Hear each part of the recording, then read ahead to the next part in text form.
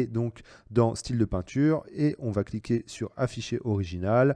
On va regarder un petit peu ce que ça donne donc lorsqu'on va modifier cette valeur. Donc vous voyez, si on va très vite, on ne voit pas forcément la différence, même si on voit qu'il y a des petites erreurs quelquefois, mais on ne va vraiment pas voir la différence au niveau de notre animation. Alors au niveau de notre repère, on est bien placé. On va venir donc modifier notre valeur de fin pour se mettre à 0. On va enclencher une image clé et on va avancer de 14 images. Donc on va appuyer sur Shift et page suivante, ça va nous faire avancer de 10 images. Et on va appuyer 4 fois sur page suivante pour avancer encore de 4 images. Une fois qu'on a fait ça, on va venir se repositionner donc au niveau de notre valeur à 100%. Voilà, et ça va nous créer une image clé automatiquement. Maintenant, on va venir sélectionner donc notre calque et on va appuyer sur U et ça va nous permettre d'afficher nos images clés. On va sélectionner nos images clés, on va venir les lisser et on va aller dans l'éditeur de graphique relisser un petit peu tout ça. On va sélectionner notre deuxième image clé et on va venir tirer sur la poignée pour avoir une animation qui va ralentir sur la fin et qui va être très rapide au début. Donc voilà ce que ça va donner pour notre simulation d'écriture. On en a fini pour l'animation de ces calques. Maintenant, on va pouvoir passer au calque suivant et notre calque suivant, ça va être donc notre personnage Madame Lee. On va venir replier les propriétés de nos calques précédents pour y voir un petit peu plus clair sur notre panneau de montage. On va venir sélectionner notre calque Madame Lee et ce calque, on va venir donc l'animer avec une animation d'agrandissement et on va faire exactement pareil pour le calque ombrelle qui se trouve juste en dessous, mais on va venir modifier un petit peu donc cette animation pour la faire durer un petit peu plus longtemps. On va venir se repositionner sur notre repère Lee en appuyant sur J, on va sélectionner Madame Lee et on va aller dans animation, animation prédéfinie et on va donc appuyer sur agrandissement. On va appuyer sur U pour afficher nos images clés, on va zoomer un petit peu sur la timeline et on va venir sélectionner donc notre dernière image et venir la redéplacer de 4 images plus loin pour avoir une animation qui va donc durer plus longtemps. Une fois qu'on a fait ça, on va venir sélectionner notre image clé numéro 2 et on va venir la redéplacer au milieu de notre animation. On va venir déplacer notre tête de lecture au milieu de notre animation et on va venir modifier donc la valeur de notre échelle, on va la laisser à 115. Une fois qu'on a fait ça, on va venir sélectionner nos images, aller dans l'éditeur de graphique et on va venir lisser la dernière image pour avoir donc une animation qui va ralentir sur la fin. On va quitter notre éditeur de graphique et on va sélectionner nos 3 images clés. Une fois qu'on a fait ça, on va copier nos images clés en faisant un pomme C ou CTRL C. On va sélectionner le calque ombrelle, se repositionner au niveau de notre repère Lee et faire un pomme V ou CTRL V pour coller notre animation. On va appuyer sur U pour afficher nos images clés. On va désélectionner nos images clés parce qu'elles sont donc toutes sélectionnées. On va se repositionner au milieu et on va modifier notre valeur à 110. Une fois qu'on a fait ça, on va regarder un petit peu ce que ça donne. Donc ça fonctionne bien, mais on a encore nos animations qui se déclenchent en même temps. Donc on va sélectionner nos images clés, on va venir les décaler de 3 images sur la gauche pour avoir un déclenchement d'animation en 2 temps, ça va être beaucoup mieux. On va se repositionner au début de notre animation ombrelle, on va sélectionner ombrelle, appuyer sur Shift S pour appeler la propriété de rotation, avancer d'une image avec page suivante et enclencher donc notre chronomètre pour créer une image clé. On va aller tout à la fin de notre animation, donc à peu près voilà à 21 secondes et 19 images, et on va rentrer la valeur 1 pour que, donc, ce qui est l'équivalent d'un 360 degrés. Maintenant, si on regarde ce que ça donne, on va bien avoir notre calque ombrelle qui va venir tourner pendant toute la fin de notre animation. Maintenant, ce qu'on va faire, c'est qu'on va venir se positionner sur notre prochain repère. Et notre prochain repère, c'est donc écaille. Une fois qu'on est positionné dessus, on va venir sélectionner notre calque nageoire 2. On va appuyer sur Y et on va repositionner notre point d'ancrage tout à gauche. Et maintenant, on va appuyer sur R pour afficher les propriétés de rotation. On va enclencher une image clé en appuyant sur le chronomètre et on va appuyer sur Shift et passe suivante pour avancer de 10 images d'un coup. Une fois qu'on a fait ça, on va venir remodifier donc notre propriété de rotation. On va mettre -80. On va sélectionner nos 2 images clés, on va faire un clic droit dessus, assistant image clé, et on va inverser les images clés. Maintenant, on va regarder ce que ça donne. Comme notre point d'ancrage dit là, on a donc une mini rotation. On va se repositionner au début de notre animation, sélectionner notre calque, et on va appuyer sur Shift et S pour appeler la propriété échelle. On va enclencher une image clé. On va se mettre à la fin de notre animation, activer, désactiver les contraintes, et on va donc modifier notre valeur horizontale pour la remettre à 0. On va sélectionner nos 2 images clés, faire un clic droit donc, et inverser les images clés, se repositionner au milieu de notre animation et on va venir modifier encore nos valeurs. Donc en valeur horizontale, on va se mettre à 120 et ici, on va se mettre à 80 parce qu'on veut garder la ratio. Maintenant, on va regarder un petit peu ce que ça donne. On a donc notre animation voilà, qui est plutôt sympa. On va sélectionner toutes nos images clés et on va appuyer sur F9 pour venir les lisser. Une fois qu'on a fait ça, on va sélectionner les images clés de notre propriété échelle, on va aller dans l'éditeur de graphique et on va sélectionner donc notre deuxième image, on va le lisser en appuyant sur les poignets et on va sélectionner notre troisième image et on va faire de même en lissant 2 fois sur les poignets pour avoir une animation plus lente à la fin. On va sélectionner nos clés d'animation de rotation, on va sélectionner notre deuxième image dans l'éditeur de graphique. Hop, je me suis loupé et on va refaire donc, et on va tirer sur la deuxième poignée pour avoir donc une animation qui va ralentir sur la fin. Une fois qu'on a fait ça, on va sélectionner nos images clés, on va faire un pomme-C, CTRL-C pour les copier, on va sélectionner notre calque nageoire 1, on va replacer notre point d'ancrage, on va se repositionner au début de notre animation et on va faire un pomme-V ou CTRL-V pour copier tout ça. Si on regarde ce que ça donne, on voit qu'on a un petit souci, donc notre nageoire est à l'envers, donc on va appuyer sur U pour afficher nos clés, et on va remettre 80 au lieu de moins 80 dans nos valeurs. Donc là, on a donc une bonne animation qui fonctionne. Maintenant, ce qu'on va venir faire, c'est qu'on va venir cliquer sur le bouton discret dans notre composition et on va venir chercher donc notre calque écaille qui se trouve juste ici. On va venir l'afficher en cliquant ici et on va recliquer sur le bouton discret juste là. Et on va recliquer sur le même bouton dans notre composition pour qu'il puisse s'afficher dans notre panneau de montage. On va faire attention à être positionné sur notre calque écaille. On va appuyer sur Y pour repositionner notre point d'ancrage tout en bas. Et on va sélectionner notre calque et appuyer sur S pour afficher la propriété échelle. On va enclencher une image clé. On va avancer de 8 images, donc Shift et page suivante pour avancer de 10 images et page précédente 2 fois pour revenir sur 8.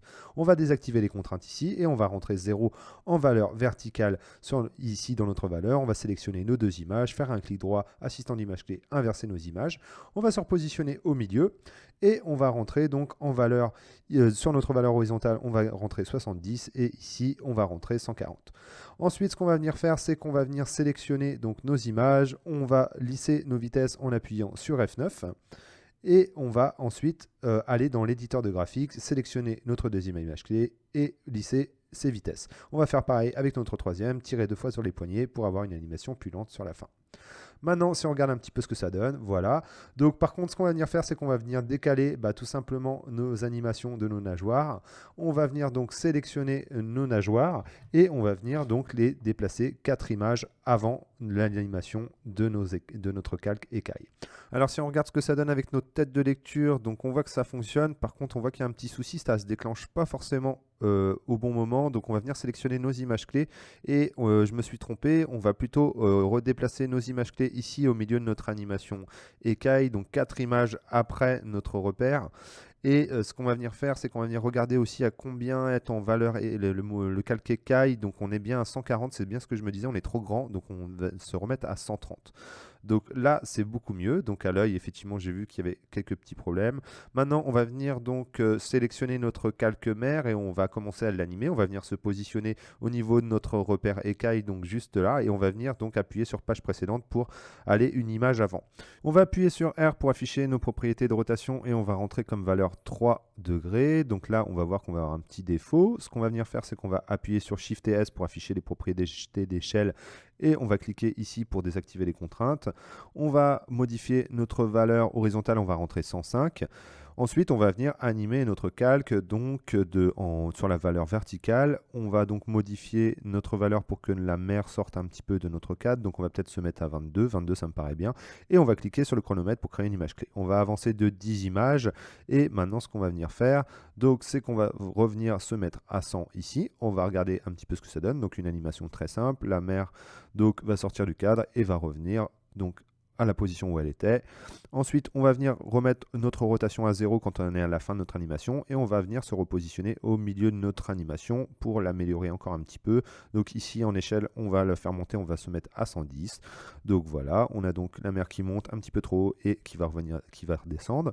Ensuite, on va sélectionner nos images clés de notre propriété rotation et on va faire un F9 pour les lisser. On va les décaler de 2 images et on va faire la même avec donc nos images clés de notre propriété échelle. On va les lisser et on va aller dans l'éditeur de graphique, donc lisser notre deuxième image clé et notre dernière image clé pour avoir donc un ralentissement sur la fin de notre animation. Donc voilà ce que ça donne pour cette animation de la mer. Maintenant, ce qu'on va faire, c'est qu'on va améliorer encore tout ça en appliquant un effet dessus.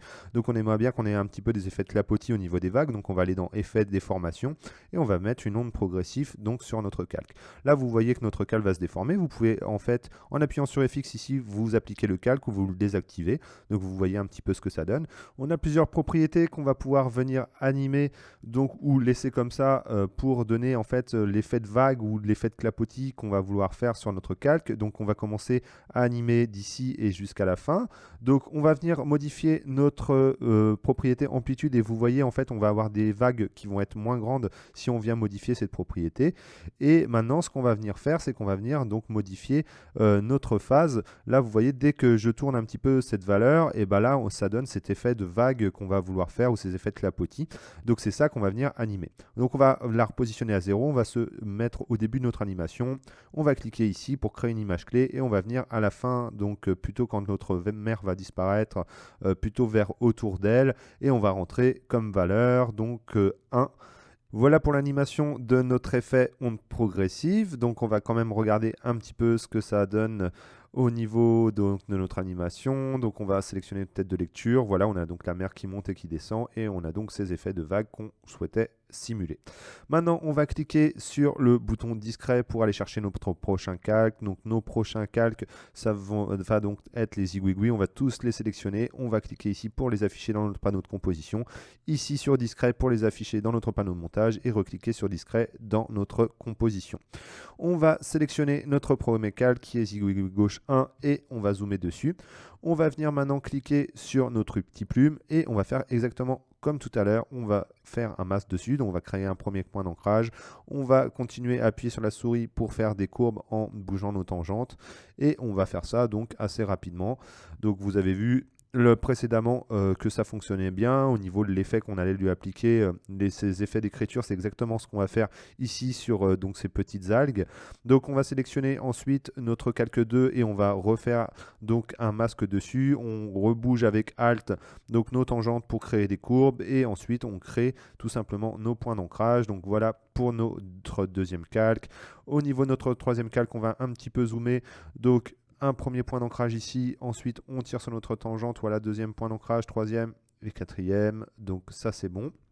On va passer aux calques suivants qui vont être ceux de droite, donc on va faire exactement la même manipulation.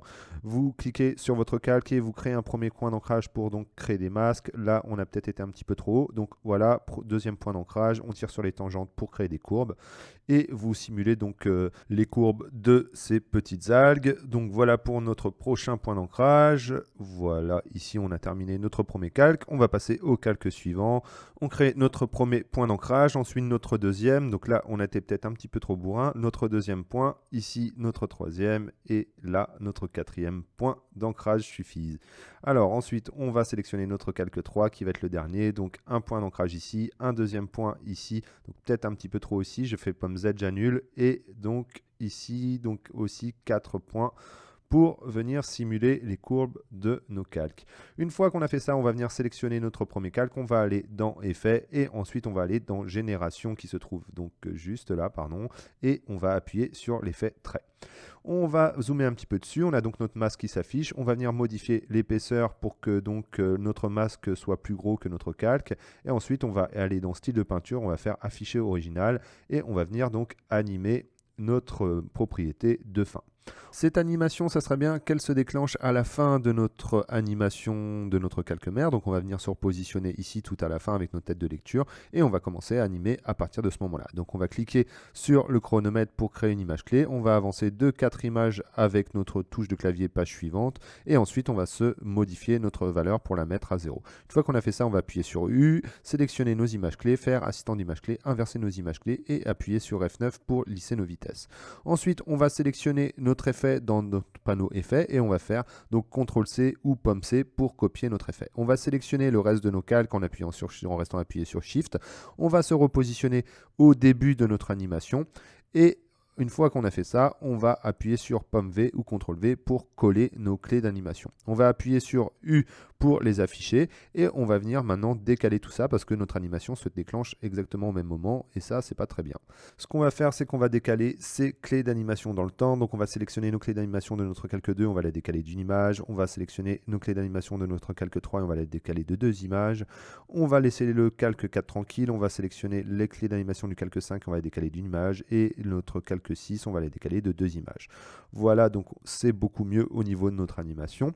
Maintenant, on va faire un CTRL A ou un commande A pour sélectionner tous nos calques. On va appuyer 3 fois sur U pour cacher nos images clés et on va appuyer sur l'option discret dans notre composition. On va venir sélectionner nos calques donc